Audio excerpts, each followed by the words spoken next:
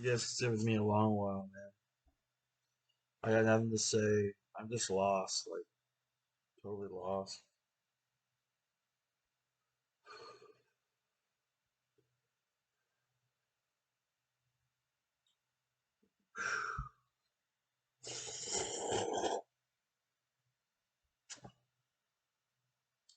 I don't know.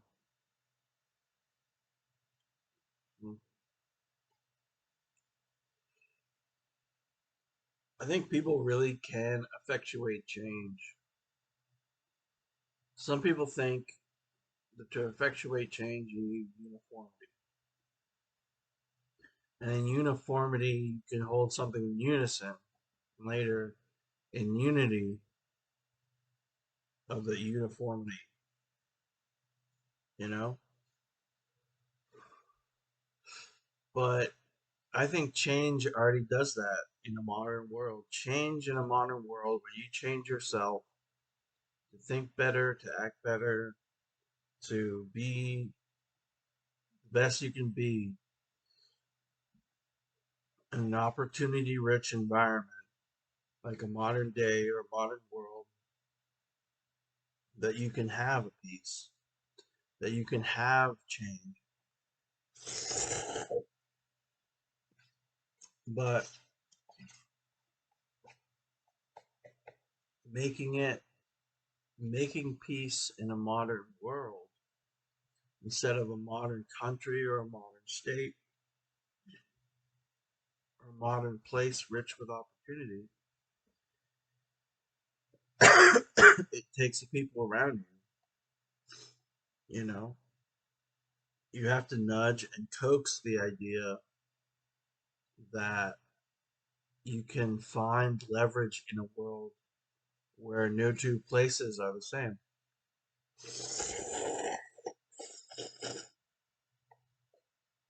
And that, and I don't know why the indifference of a person's race, skin tone, sex aren't aren't necessarily. And I mean, there are better challenges to my argument. Uniformity isn't isn't very much. I mean, you could say on its face, uniformity is communist. Uniformity um, doesn't necessarily equal freedom or a free peace or yeah, it's simply uniformity.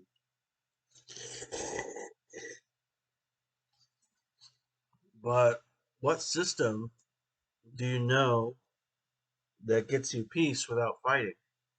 You know, that's unheard of.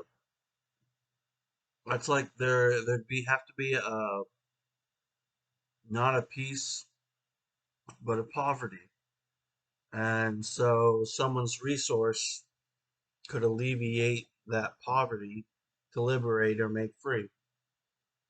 You know, but I guess in a war there are two different uniformities, and they each hold for different unions and how they their ideals or views of peace is. But again, how do you get peace from war? It's virtually it's slim. It's exceedingly slim. You'd have to you'd have to offer peace up before a war starts, you know? And that's something all people hold out for is that there's an end to the bloodshed of their nation.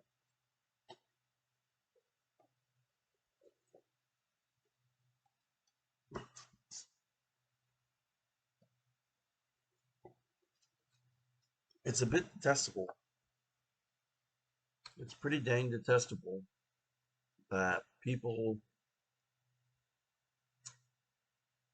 get conscripted uh, to fire lethal shots at people, um, instead of holding dialogue and talks. Dialogue and talks could revolve for a century between two courts, but what in a uniform code in Ukraine, and what in the free world or closed world says there ever had to be a war? That's so crazy to me. That's so 10 years down the line, there's then a war because the modern powers agree that there could be an open end war. That's wild. People wouldn't even have heard that notion until they heard it on the news. Which I'll slow my roll and say, okay, it happens. Um, some places fight for their liberty, and America's not unfamiliar with sending people to World War II or Vietnam or other clashes to help the situation of their own nation or neighboring nation. You know, it's but it still should be true that in a modern world where there's modern war, there should be more leverage for peace. You know, that's the impression I found, or when I started to notice that, or started to see on the news all the conflict, that happens around the world. But I don't understand, you know, some humane elements are blocked, say in Gaza. Why block humanitarian aid to certain places? Is that real? Can I say it's real if I haven't been there?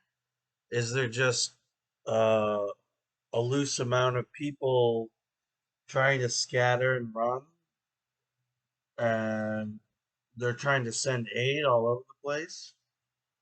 You know, you think they must have the infrastructure to know, hey, this is where you send people, but and I mean there is, you know.